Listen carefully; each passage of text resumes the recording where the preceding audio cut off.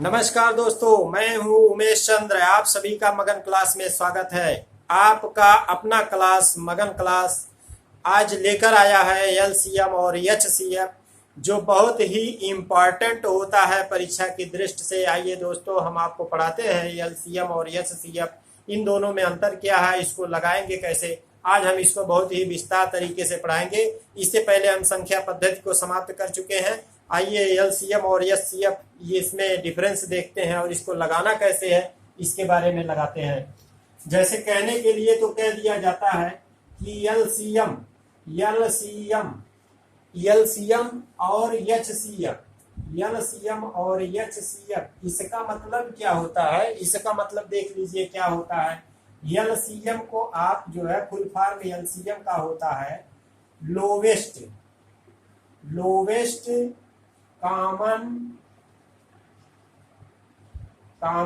Multiple ये हो गया लोवेस्ट कॉमन मल्टीपल। इसको यानी कि एलसीएम को आप जो है लैसे भी पढ़ते हैं। लैसे, अभी लैसे का मतलब क्या होता है। लैसे का मतलब होता है कि लघुत्तम समापवर्तक, यानी कि लघुत्तम समापवर्त,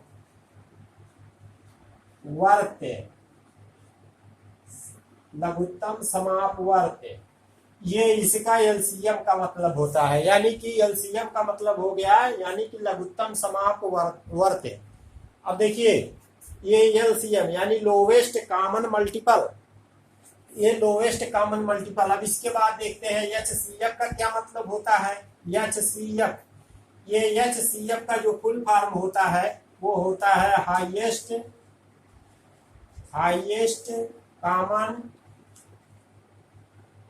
कॉमन और फैक्टर,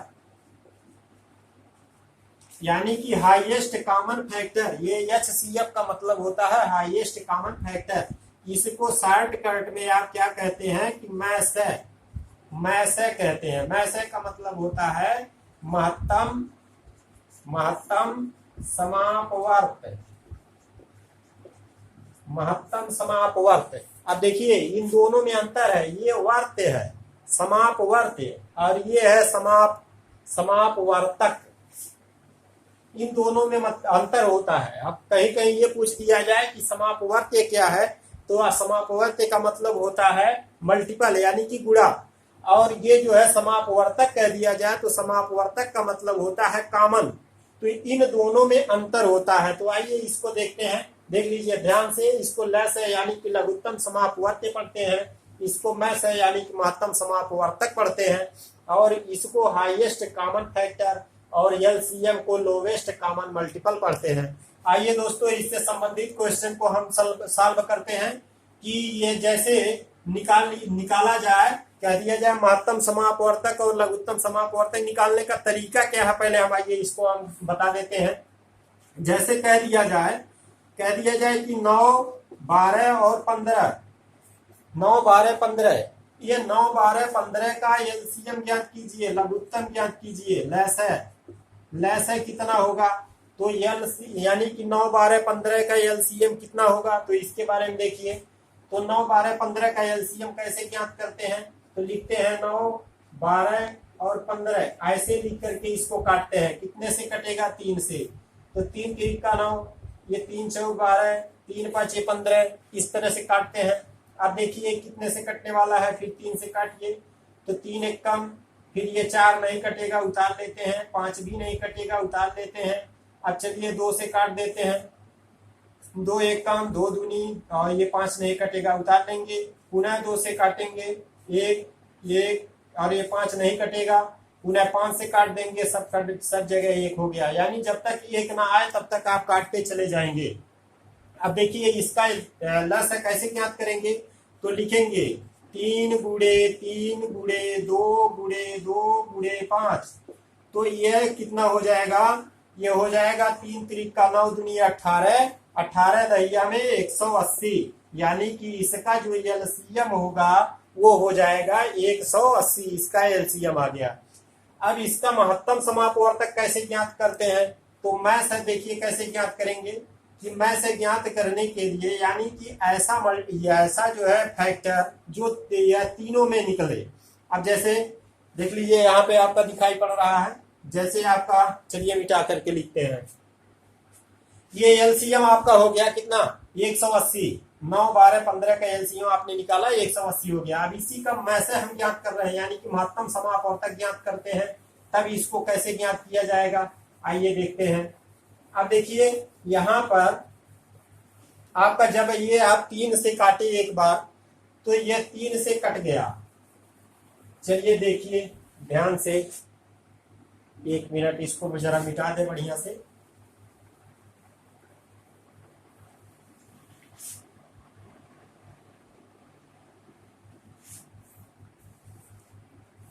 अब देखिए महत्तम समापवर्तक निकालने के लिए 2 तरीके हैं आपके।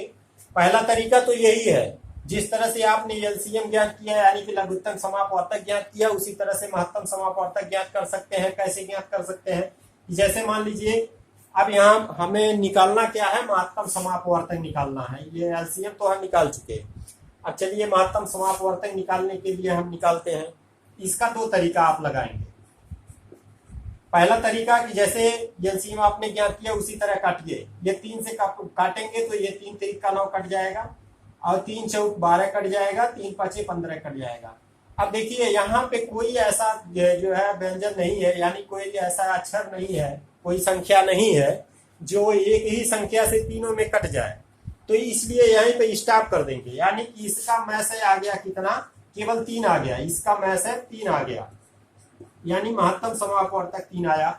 अब इसके बाद क्या करते हैं, इसका दूसरा तरीका देख लीजिए। अब जैसे 9 है तो 9 को हम क्या लिखते हैं 3 गुणे 3, और 12 को हम क्या लिखते हैं तो लिखेंगे 2 गुणे 2 गुणे 3, यानी 2 दूनी 4 12।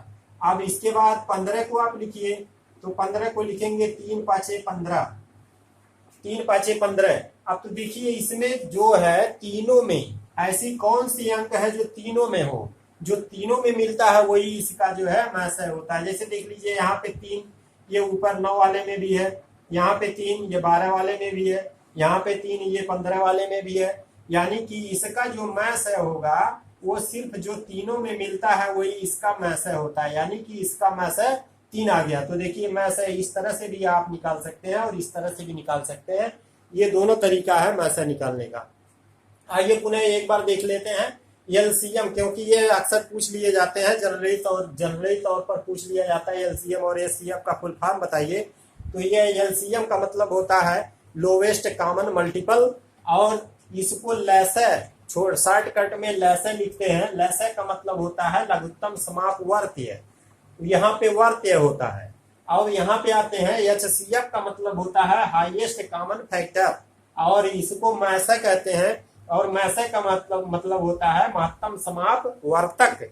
अब देखिए इन दोनों में डिफरेंस है, ये वर्त्य है और ये वर्तक है, यानी कि समापवर्त्य और समापवर्तक में दोनों में अंतर है। अगर पूछा जाए समापवर्त्य माने क्या होता है तो इसका मतलब होता है मल्टीपल यानी गुणा होता है, और समापवर्तक का मतलब क्या होता है कि दोनों में जो कॉमन हो, यानी सभी में जो कॉमन हो वही उसका समापवर्तक होता है। अब इसको निकालने का तरीका क्या चीज है, जैसे 9 12 15 का मैसे निकालते हैं तो मैसे कैसे निकालेंगे, 9 12 15 इस तरह से लिख लेंगे और तब तक काटेंगे जब तक ये कटता जाए, यानी कि तीनों अंक में कटे। ऐसा कि नहीं हमें यहाँ 3 है तो 3 से हमने काट दिया, चलिए 3 कट गया, 4 नहीं कटा, 5 नहीं कटा, तो वह लैसे के अंतर्गत आएगा, मैसे के अंतर्गत नहीं आता। तो ये 3 से जब आप काटे हैं तो 9 भी कट गया, 12 भी कट गया, 15 भी कट गया। अब ये 3 4 5 ये 9 किसी भी संख्या से नहीं कटने वाला, यानी कि किसी भी एक ही संख्या से ये नहीं कटेगा, इसलिए केवल ये 3 से कटा, इसलिए इसको मान लिया गया कि मैसे बराबर 3 आ गया। और इसका दूसरा तरीका क्या है कि जैसे आप 9 का गुणनखंड करिए, गुणनखंड का मतलब 9 का गुणनखंड किए तो 3 गुणे 3, 3 3 का 9, फिर 12 का 2 गुणे 2 गुणे 3, यानी 2 दूनी 4 3 12 आ गया। फिर 15 का गुणनखंड किए तो 3 गुणे 5, यानी 5 3 15 आ गया। अब मिलाते हैं, अब मिलाते कैसे हैं कि जो अगर तीनों में आ गया उसी को ये जो है मैसे कहा जाता है, यानी कि तीनों में हमें मिल रहा है 3 3 केवल, इसलिए इसको मैसे कहा जाता है। और एलसीएम अगर निकालें तो जो नहीं कटता है उसको भी उतार लिया जाता है, तो उसका गुणा कर दिया जाता है, तो वह एलसीएम निकलता है मेरे दोस्तों। आइए अब इससे आगे देखते हैं। इससे आगे बहुत ही इंपॉर्टेंट क्वेश्चन हम लिखेंगे। अब इससे बारे में हमें एलसीएम और एचसीएफ के बारे में तो आप बहुत अच्छी तरीके से समझ गए होंगे।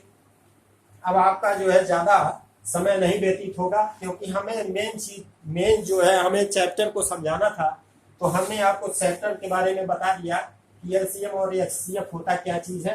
अब आप जो है इसको बहुत ही आसान तरीके से लगाएंगे और बहुत ही आसान तरीके से आगे बढ़ेंगे। आइए देखते हैं इससे आगे क्वेश्चन क्या है जो बहुत ही आसान लगे आपको। कुछ इसमें आपको आसान क्वेश्चन भी दिया जाएगा, कुछ जो है मीडियम क्वेश्चन और हाईएस्ट क्वेश्चन, यानी सभी क्वेश्चनों को मिलाकर के इसका समावेश बनाया गया है ताकि आपको कोई दिक्कत ना हो। अब जैसे क्वेश्चन पहले नंबर पे यदि पूछ दिया जाए, ऐसे क्वेश्चन दे दिया जाए, कह दिया जाए कि 6/11 और 1363 सरल कीजिए को सरल कीजिए या सरलतम रूप में लिखिए, सरलतम रूप में लिखो। देखिए तो इस तरह से क्वेश्चन पूछा जा सकता है। 6/11 और 1363 को सरलतम रूप में लिखिए। तो इसको सरलतम रूप बनाने के लिए क्या करेंगे, तो देखिए ना तो इसमें आपका 3 का भाग जा रहा, ना 2 का भाग जा रहा, किसी संख्या का भाग नहीं जा रहा। तब आप क्या करेंगे, यहाँ पे आप बच जाएंगे। तो देखिए इसको लगाने का क्या तरीका है कि तुरंत आप इस तरह से क्वेश्चन यदि आता है कि सरलतम रूप में लिखिए या सरल कीजिए, तो तुरंत क्या करेंगे कि यहाँ पे अब एक तरीका ये भी है आपका मैसे निकालने का। देखिए तुरंत आप मैसे निकालेंगे, यानी कि महत्तम समापवर्तन निकालेंगे। तो देखिए यानी 1363 में 611 से आप तुरंत भाग देंगे। जब भाग देंगे तो ये कितनी बार जाएगा, 6 दूनी 12, यानी कि 2 बार ले जाते हैं। तो 2 1 कम 2, 2 1 कम 2 और 2 1 कम 2, 2 6 12, ये आ गया। अब घटाते हैं, 3 में से 2 गया 1, 6 में से 2 गया 4, और यहाँ पे 3 में से 2 गया 1, और 1 में से 1 गया कुछ नहीं। अब ये जो शेष बचा, इसी शेष से जिससे आप भाग दिए थे उसमें पुनः भाग दिया जाता है, यानी कि 611 से भाग दिया जाता है। अब 600 जब 11 से भाग देंगे तब देखिए कितनी बार जाता है। तो आपका जो है 5 बार, चलिए 5 बार ले चलते हैं, 4 5 20, यानी 5 बार नहीं जाएगा, 4 बार ले चलते हैं। तो 4 1 कम 4 और 4 चौक के 16 के 6 हासिल 1, 4 1 कम 4 और 1 हासिल 5, तो ये आ गया 564। अब 500 जब 64 आया तो घटाते हैं, 11 में से 4 गया, 7 4 11, अब यहाँ बचा 10, 10 में से 6 गया 4, यानी कि 47 बचा। अब 47 से भाग, अब देखिए ये 47 का अब 141 में भाग देंगे। ये प्रक्रिया तब तक करेंगे जब तक पूर्ण रूप से कट न जाए, यानी कि 141 में भाग देंगे। तो जब 141 में भाग देंगे तो कितनी बार जाएगा, तो 4 3 12, यानी कि 3 बार ले जाइए, 4 3 12, 3 बार जाएगा। 3 7 21 के 1 हासिल 2 और 3 चौक 12 और 2 हासिल 14, यानी कि जब ये काटेंगे घटाएंगे तो ये कट गया। अब देखिए कि जब आप ये 611 से काटे तो 141 शेष बचा, तुरंत आप 141 से 611 में भाग दिए तो आपका 47 शेष बचा। अब ये जो 47 शेष बचा, इस 47 का 141 में भाग देंगे तब ये जाकर के कट गया, यानी कि आपका जो मैथ आया वो 47 आया। तो मैथ आपका 47 आया, इसलिए क्या करेंगे कि ये मैथ 47 आ गया। अब क्या करेंगे कि ये 47 का इसी में भाग देंगे। कैसे, देखिए 611 भागा 47, और ये इसमें भी 1363 में भी 47 का भाग देंगे। अब जब 47 का भाग देंगे तो यहाँ पे आपका क्या उत्तर आएगा, यहाँ पे हम नीचे लिख रहे हैं। तो जब भाग देंगे तो देखिए 47 का जब इसमें भाग देंगे तो आ जाएगा 13 बार, भाग देने पे 13 बार जाएगा। और जब 47 का 1363 में भाग देंगे तो देखिए 29 बार जाएगा। तो यही आपका आंसर हो जाएगा, यानी कि सरलतम रूप में लिखने के लिए कहा गया तो आपका सरलतम रूप में 29 13/29 हो जाएगा। अब आइए अगला सवाल लेते हैं। ये तो बहुत ही आपको अच्छी तरीके से समझ में आया होगा। चलिए तुरंत हम आपको दूसरा सवाल बताते हैं इसी से संबंधित। अब दूसरा सवाल क्या है, जैसे कह दिया जाए कि यदि इसी सवाल में यदि दशमलव रूप में आ जाए, दशमलव की तरह से दिया हो और उसमें पूछ दिया जाए कि आपका मैस है और लैस ज्ञात कीजिए, आप क्या करेंगे? तो देखिए, अब देखिए कि जैसे कह दिया जाए दूसरा क्वेश्चन में दे दिया जाए 1.75, 5.6 तथा 7 का मैस ज्ञात कीजिए। देखिए 1.75, 5.6 ये कामा है, 5.6 तथा 7 का मैस ज्ञात कीजिए। तो इसको ज्ञात करेंगे तो कैसे ज्ञात करेंगे? देखिए इसमें पहला नंबर इसको आप सही बटन बना लीजिए। कैसे? ये दशमलव खत्म करेंगे, यानी कि 1.75 और 5.6 को और 7 को आप कैसे लिखेंगे? इनके बटे। देखिए ये दशमलव के नीचे 1 और बाकी जितनी संख्या है 0 बढ़ा देंगे। उसी तरह से यहाँ पे 1 और 0 ये 2 अंक कर लीजिए, यहाँ 0 बढ़ा करके तो ये हो जाएगा 100। अब यहाँ पे मान लीजिए 7 के बाद कुछ नहीं लिखा है तो 7 के बाद दशमलव लिखिए, 2 0 बढ़ा दीजिए, यानी कि ऐसे लिखेंगे तो ये हो जाएगा 175/100 और यहाँ हो जाएगा 560/100, यहाँ हो जाएगा 700/100। इस तरह से ये संख्या आ गई। तो अगर कोई भी संख्या यदि बटे में होती है तो ऊपर हमको क्या ज्ञात करना है? मैस ज्ञात करना है। तो मैस है, ऊपर का मैस है, यानी ऊपर वाले का मैस है, यानी कि सभी अंशों का मैस है और नीचे वाले का लैस ज्ञात करते हैं। अब देखिए जब ऊपर वाले का मैस ज्ञात करते हैं तो 175 का हम कैसे लिखेंगे? 175 को जब आप लिखेंगे तो लिखेंगे 5 गुणे 5 गुणे 7, ये आ जाएगा। अब उसी तरह से ये 560 को हम लिखेंगे, 560 को हम लिखेंगे 5 गुणे 2 गुणे 2 गुणे 2 गुणे 2 गुणे 7 बार, इस तरह से। और पूरा लिखेंगे 700 को कैसे लिखेंगे? तो 700 को लिखेंगे 2 गुणे 2 गुणे 5 गुणे 5 गुणे 5 गुणे 7। तो ये अब आप सोचते होंगे कि ये आया कहां से? तो हमने अभी अभी बताया कि इस तरह से आप निकालेंगे, पहले ऐसे निकालेंगे तो काटेंगे 5 से 5 तियां 15 और 5 पचे 25, फिर 5 से 5 7 35, इस तरह से निकालेंगे आप। इस तरह से जब निकाल लेंगे तो आप देखेंगे इसमें क्या चीजें मिल रहा है, तो जो चीजें मिल रहा है उसी को उतारेंगे। देखिए इसमें 5 मिल रहा है, इसमें 5 मिल रहा है, इसमें 5, यानी कि 5, इसमें 7 है, इसमें 7 है, इसमें 7, यानी कि तीनों में 7, कितना आया? 5 7 35, यानी कि इसका जो मैस आया ऊपर वाले का, तो मैस आ गया 35।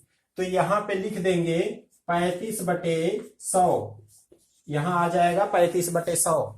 अब ये 35/100 को क्या लिखेंगे? जब 35 में 100 का भाग देंगे तो ये आ जाएगा 0.35, यानी कि 0.35 यही आपका हो गया आंसर। अगर ये पूछा जाए इसका मैसेज ज्ञात कीजिए तो ये इसका मैसेज आ गया 0.35। ये बहुत ही आपको अच्छी तरह से समझ में आया होगा। चलिए इसको मिटाते हैं, अब आगे बढ़ते हैं।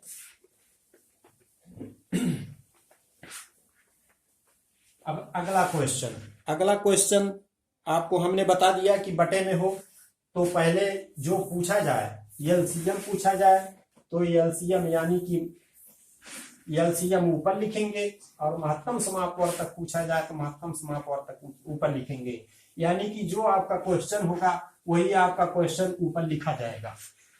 तो चलिए देखिए अगला क्वेश्चन कह दिया जाए कि 7/9, 14/15 और 7/10 का मैस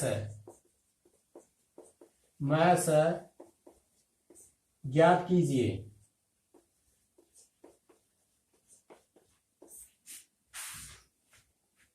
तो देखिए 7/9 14/15 और 7/10 का मैसा ज्ञात कीजिए। तो कैसे ज्ञात करते हैं, आइए इसके बारे में बताते हैं। कि हमने वही तरीका बताया कि जो इसमें अंश होता है, अंश का क्या करना है, मैसा ज्ञात करना है, और बाकी हर का क्या करना है, लैसा ज्ञात करना है। तो देखिए 7, 14 और 7 इसका क्या करते हैं, मैसा ज्ञात करेंगे, मैसा। और 9, 15 और 10 का ये लैसा ज्ञात करेंगे। तो जब इसका 7, 14, 7 का मैसा ज्ञात करेंगे तो आएगा 7, और 9, 15, 10 का लैसा ज्ञात करेंगे। जब लैसा ज्ञात करेंगे तो इसका आएगा कितना, 2 गुणे 3 गुणे 5, यानी कि 2 तिया 6, 6 5 30, 30 और 30 तिया 90, यानी कि आ जाएगा 7/90। अब आप सोचते होंगे कैसे आया।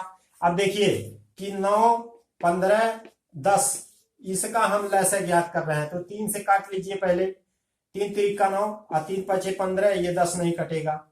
पुनः 3 से काटिए, ये 3 से कट गया, ये एक बार, 5 नहीं कटा, 10 नहीं कटा, तो 5 से काट दीजिए, 5 एक बार, और ये 5 दूनी 10 बार, यानी कि 2 से काट दीजिए, सब कट गया। तो आया 3 गुणे 3 गुणे 5 गुणे 2, 3 गुणे 3 5 गुणे 2, यानी 7/90। यही आपका हो गया आंसर, 7/90। इसका कहा जा रहा है कि मैसा ज्ञात कीजिए। तो मैसा इसका कितना आया, तो यहाँ पे लिखेंगे कि मैसा इक्वल टू आया कितना, 7/90। यही आपका आंसर हो गया, यानी कि 7/90 इसका मैसा आ गया। अब अगला सवाल देखिए, अगला क्वेश्चन, मैसा ज्ञात करने का तरीका। अब आप लगभग सीख चुके होंगे कि मैसा कैसे ज्ञात करते हैं। अब आते हैं हम लैसा पे।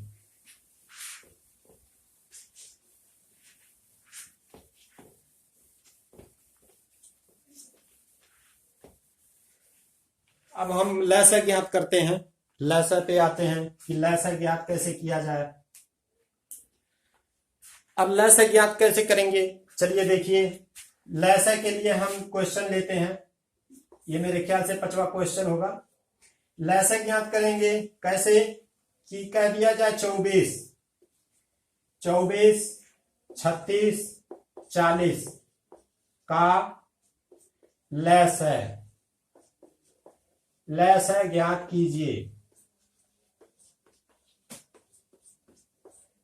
तो देखिए ये 24, 36, 40 का लैसा ज्ञात कीजिए। तो कैसे ज्ञात करेंगे, तो देखिए इसी तरीके से आप 24 का गुणनखंड करिए।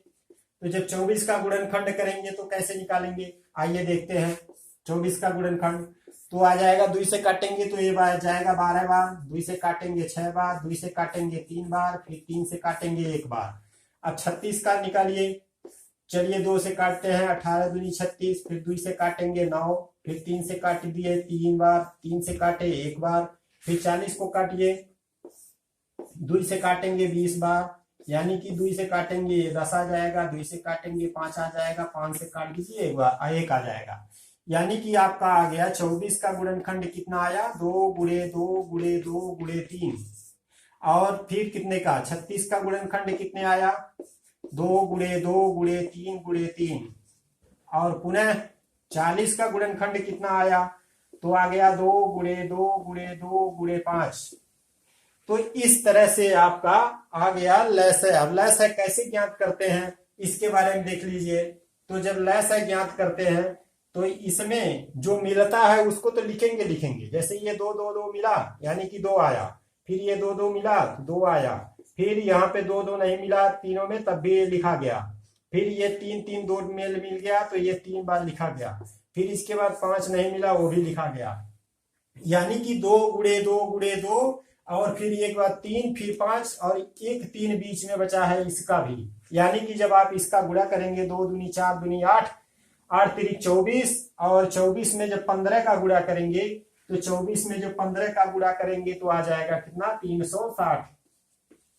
360 यानी कि आपका जो आंसर हुआ कह रहा है कि लैसा ज्ञात कीजिए, तो लैसा आपका आ गया कितना, 360 आ गया।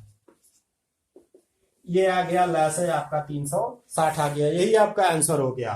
कि अगर ये पूछ दिया जाए 24, 36, 40 का लसा ज्ञात की यानी लघुत्तम समापवर्तक ज्ञात कीजिए, तो लघुत्तम समापवर्तक आपका आ गया 360। चलिए इसको मिटाते हैं, अब आगे बढ़ते हैं। ये आप जो है लघुत्तम समापवर्तक भी सीख लिए होंगे। अब आते हैं इससे आगे, इसके आगे क्या है, पहले इसको रफ कर देते हैं।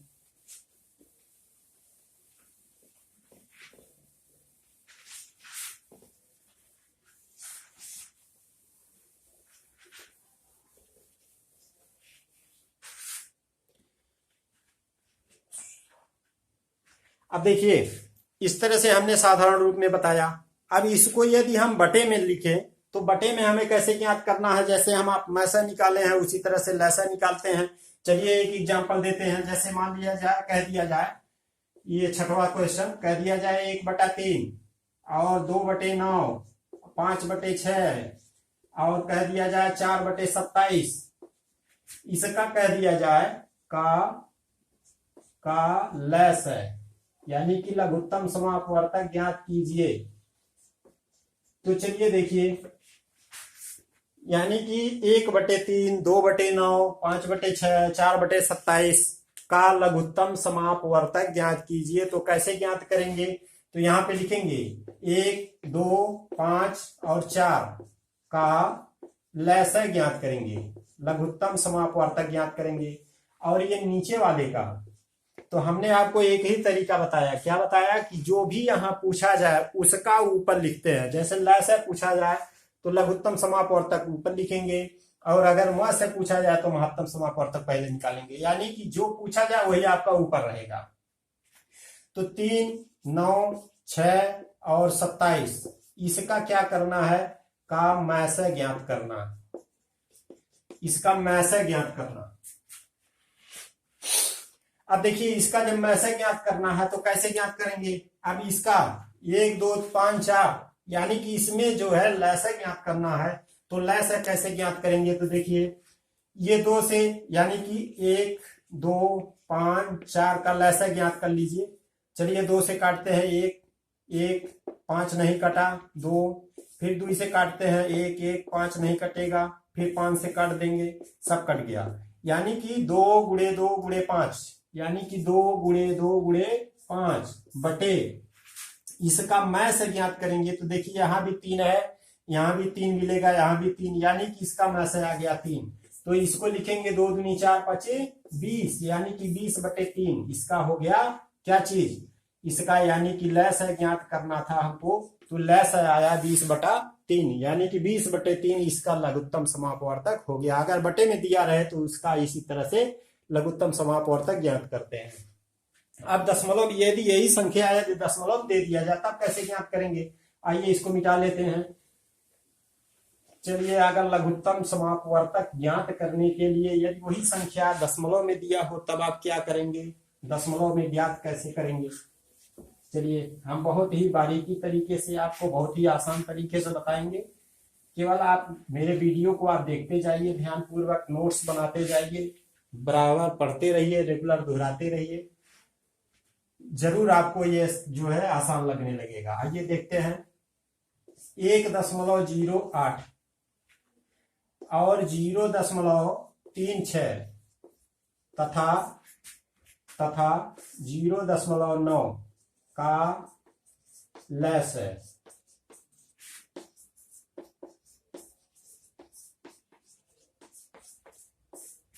चलिए देखिए 1.08, 0.36 तथा 0.9 का लैस ज्ञात कीजिए, यानी लघुत्तम समापवर्तक ज्ञात कीजिए। तो लघुत्तम समापवर्तक निकालने के लिए क्या करते हैं, वही तरीका लगा देते हैं।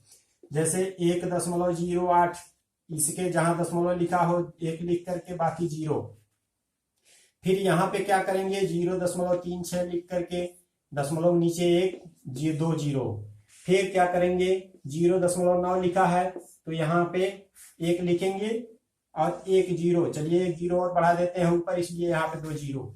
क्यों, क्योंकि ये 100 100 100 बराबर करना हमको, इसलिए यहाँ पे दशमलव के बाद कितना हो 0 आप बढ़ाते जाएंगे, उससे कोई फर्क पड़ने वाला नहीं है।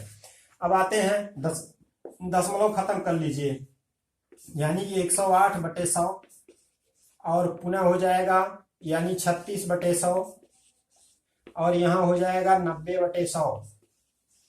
अब इसका क्या करना है कि लघुत्तम समापवर्तक ज्ञात करना है। तो लघुत्तम समापवर्तक ज्ञात करने के लिए क्या करेंगे, 108 का गुणनखंड, 36 का गुणनखंड, 90 का गुणनखंड, इस तरह से गुणनखंड कर लेंगे। तो गुणनखंड करने के बाद क्या होगा कि 108, 36, 90 यानी कि 108, 36 और 90 का लघुत्तम समापवर्तक ज्ञात करेंगे। कितना होगा लघुत्तम समापवर्तक, तो निकाल लीजिएगा, ये आ जाएगा 540 और 100 का लघुत्तम तो 100 ही होगा, यानी कि इसका मैस है तो मैस हो जाएगा 100। अब चलिए 540 में जब 100 का भाग देंगे, जब 540 में 100 का भाग देंगे तो एक अंक के बाद दशमलव लग जाएगा, यानी कि 5.40। इसका लघुत्तम समापवर्तक कितना आया, तो इसका लघुत्तम समापवर्तक आया 5.40। इस तरह का यदि दशमलव में दिया हो या बटे में दिया हो या साधारण रूप से दिया हो तो आप इसका लघुत्तम समापवर्तक महत्तम समापवर्तक ज्ञात कर सकते हैं। इससे हमारा सीरियल बना रहेगा। चलिए, आपका जो है अपना परिवार मगन क्लासेस में आपका स्वागत है। आप हमारे वीडियो को परमानेंट देखते रहिए। रेगुलर हमारा जो क्लास चलता है रेगुलर चलता है और ये हमारा क्लास रेगुलर चलेगा भी, जब तक आपका पूरा कोर्स नहीं होगा ये रेगुलर क्लासेस चलते रहेंगे। आइए हम आपको सिखा करके मानेंगे। और आपका कर्तव्य क्या है कि इस मेरे वीडियो को आप लाइक शेयर करते रहिए। धन्यवाद, नमस्कार, जय हिंद।